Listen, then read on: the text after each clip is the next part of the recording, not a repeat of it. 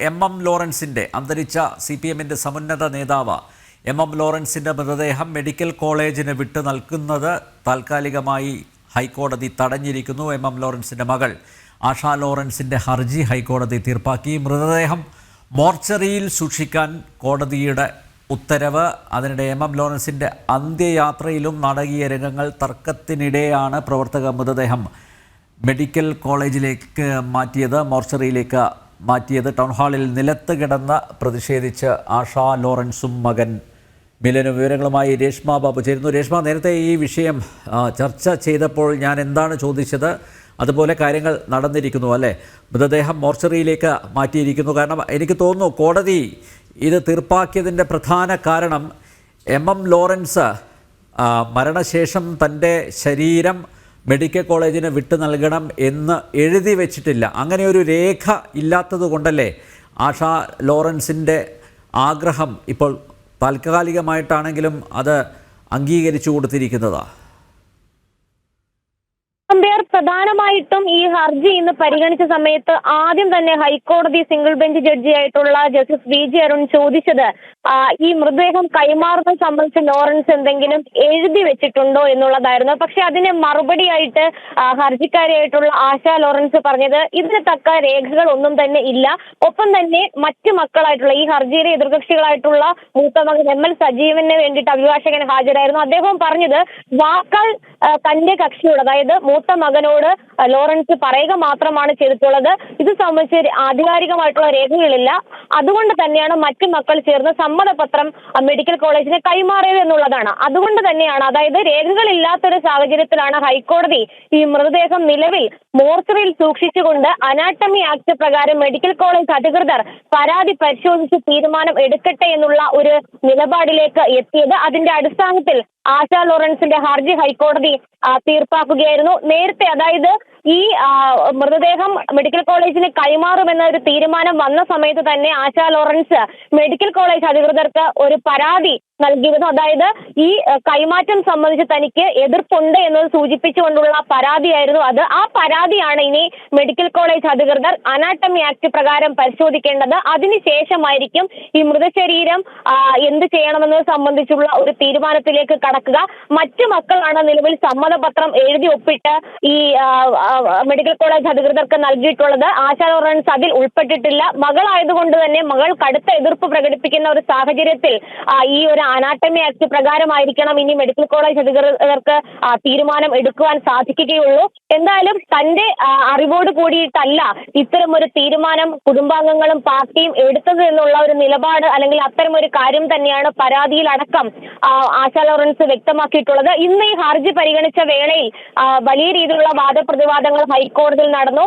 ആശ Lawrence പറഞ്ഞത് Lawrence ഇപ്പോഴും പള്ളിയുടെ ഇടവക അംഗമാണ്.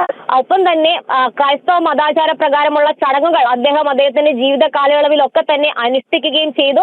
ഈ ഭൗതിക ശരീരം രാഷ്ട്രീയത്തിന്റെ ഭാഗമല്ല എന്നുള്ളൊരു വാദവും ഈ ആശ ലോറൻസിന്റെ അഭിഭാഷകൻ ഹൈക്കോടതിയിൽ ഉന്നയിച്ചു. കാരണം ലോറൻസ് എന്ന് പറയുന്നത് സമുന്നതനായിട്ടുള്ള ഒരു കമ്മ്യൂണിസ്റ്റ് നേതാവായിരിക്കാം, പക്ഷെ അദ്ദേഹത്തിന്റെ ഭൗതിക ശരീരം രാഷ്ട്രീയമായിട്ട് ഉപയോഗിക്കപ്പെടുവാൻ പാടില്ല. കൂടാതെ പാർട്ടിയുടെ തീരുമാനമാണ്, പാർട്ടി എടുത്ത ഏകപക്ഷീയമായിട്ടുള്ള ഒരു തീരുമാനമാണ് ഈ മൃതശരീരം മെഡിക്കൽ കോളേജ് അധികൃതർക്ക് കൈമാറുക എന്നുള്ളത്. ആ തീരുമാനത്തിന് മറ്റു മക്കൾ വഴങ്ങുകയായിരുന്നു, അല്ലെങ്കിൽ നിർബന്ധിതരാകുകയായിരുന്നു എന്നുള്ള വാദവും ആശ ലോറൻസ് ഹൈക്കോടതിയിൽ മുന്നോട്ട് വെച്ചു. തുടർന്നാണ് ഹൈക്കോടതി ഇക്കാര്യത്തിൽ ഒരു ഉത്തരവ് ഇട്ടത്. അതായത് ഈ ഹർജി തീർപ്പാക്കിക്കൊണ്ട് ഒരു ഉത്തരവ് പുറപ്പെടുവിച്ചു. അതായത് ഈ മൃതശരീരം മോർച്ചറിയിൽ സൂക്ഷിക്കുക. അതിനിടയിൽ തന്നെ ഈ Asha Lawrence medical college Kalamassery medical college അധികൃതർക്ക് നൽകിയിട്ടുള്ള പരാതി അത് പരിശോധിക്കുക. സമ്മതപത്രത്തിനെതിരെയാണ്, അതായത് മറ്റു മക്കൾ നൽകിയിട്ടുള്ള സമ്മതപത്രത്തിൽ എതിർപ്പ് സൂചിപ്പിച്ചുകൊണ്ടാണ് ആശ ലോറൻസ് പരാതി നൽകിയിട്ടുള്ളത്. ആ പരാതി അനാട്ടമി ആക്ട് പ്രകാരം ഇനി മെഡിക്കൽ കോളേജ് അധികൃതർ പരിശോധിച്ച് തീരുമാനം കൈക്കൊള്ളണമെന്നാണ് ജസ്റ്റിസ് VG അരുൺ ഉത്തരവ് ഇട്ടിരിക്കുന്നത്. എന്തായാലും കഴിഞ്ഞ ദിവസങ്ങളിൽ അത് സംബന്ധിച്ചുള്ള വാർത്ത പുറത്തു വന്നത് ജനം TVയോട് ആശ ലോറൻസ് തന്നെ വ്യക്തമാക്കിയിരുന്നു. ഈ പള്ളി സെമിത്തേരിയിൽ തന്റെ അച്ഛന്റെ മൃതശരീരം സംസ്കരിക്കണം എന്നുള്ളതാണ് ആഗ്രഹം. അത് അംഗീകരിക്കാത്ത പക്ഷം നിയമ നടപടിയുമായിട്ട് മുന്നോട്ട് പോകുമെന്ന് കഴിഞ്ഞ ദിവസമാണ് ആശ ലോറൻസ് വ്യക്തമാക്കിയത്. ഇന്ന് ഈ ഹർജി സമർപ്പിച്ച സമയത്തും അവർ അതേ ആവശ്യം ഹൈക്കോടതി ഹൈക്കോടതിയിൽ ഉന്നയിച്ചു. പോലീസ് സംരക്ഷണത്തോടു കൂടി ഈ മൃതശരീരം സെന്റ് സേവിയേഴ്സ് ചർച്ചിൽ, അതായത് കത്രിക്കടവിലെ സെന്റ് സേവിയേഴ്സ് ചർച്ചിൽ സംസ്കരിക്കാനായിട്ടുള്ള അനുവാദം നൽകണമെന്നുള്ളതായിരുന്നു ഹൈക്കോടതിയിൽ അവർ നൽകിയ ഹർജിയിലെ പ്രധാനപ്പെട്ട ആവശ്യം. CPM പാർട്ടി ജില്ലാ സെക്രട്ടറി അടക്കം എതിർകക്ഷികളായി വന്ന ഒരു ഹർജിയായിരുന്നു. ഹർജി അടിയന്തരമായിട്ട് പരിഗണിച്ചുകൊണ്ടാണ് ഹൈക്കോടതി ഈ മൃതശരീരം മോർച്ചറിയിൽ സൂക്ഷിക്കാനായിട്ടുള്ള നിർദ്ദേശം മുന്നോട്ട് വെച്ചത്. അതോടൊപ്പം തന്നെ ആശാ ലോറൻസ് ഈ മൃതശരീരം, തന്റെ അച്ഛന്റെ മൃതശരീരം മെഡിക്കൽ കോളേജിന് കൈമാറുന്നതിന് എതിർപ്പ് പ്രകടിപ്പിച്ചുകൊണ്ട് നൽകിയ പരാതി അത് അനാട്ടമി ആക്ട് പ്രകാരം നിയമപരമായിട്ടുള്ള നടപടിക്രമങ്ങൾ പാലിച്ചുകൊണ്ട് അപ്പോ ഈ വിഷയം വീണ്ടും കോടതി കയറാനുള്ള സാധ്യത ഏറെയല്ലേ? ഇപ്പോ താൽക്കാലികമായിട്ട് ഒരു പ്രശ്ന പരിഹാരം ഉണ്ടാക്കിയിരിക്കുന്നു. അതായത് മെഡിക്കൽ കോളേജിന് വിട്ടുകൊടുക്കരുത്, പകരം മോർച്ചറിയിൽ സൂക്ഷിക്കുക. രേഷ്മ നേരത്തെ ചൂണ്ടിക്കാണിച്ചതുപോലെ അനാട്ടമി ആക്ട് പ്രകാരം, അത് മാത്രമല്ല 3 മക്കൾ സമ്മതിപത്രം നൽകിയിട്ടുണ്ട്. പക്ഷേ ഒരു മകൾ എതിർത്ത് നിൽക്കുന്നു. അപ്പോൾ ഇതിൽ മെഡിക്കൽ കോളേജ് അധികൃത തീരുമാനം എടുത്താലും അതിൽ നിയമപ്രശ്നങ്ങൾ ബാക്കിയാവുകയല്ലേ?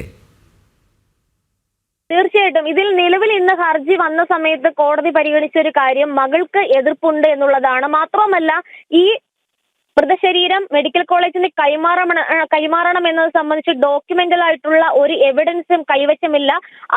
3 മക്കളുടെ സമ്മതപത്രം മാത്രമാണ് ആധികാരികമായിട്ട് മെഡിക്കൽ കോളേജ് അധികൃതരുടെ കൈവശം ഉള്ളത്. ഒരു മകൾ ഇതിന് കടുത്ത എതിർപ്പ് പ്രകടിപ്പിക്കുന്ന ഒരു സാഹചര്യമുണ്ട്. ഒപ്പം തന്നെ ഈ പറയുന്ന MM ലോറൻസ് മതാചാര പ്രകാരം നിലവിൽ ഈ ചടങ്ങുകളിലൊക്കെ പങ്കെടുത്തിട്ടുള്ള വ്യക്തിയാണെന്നുള്ള വാദവും മകൾ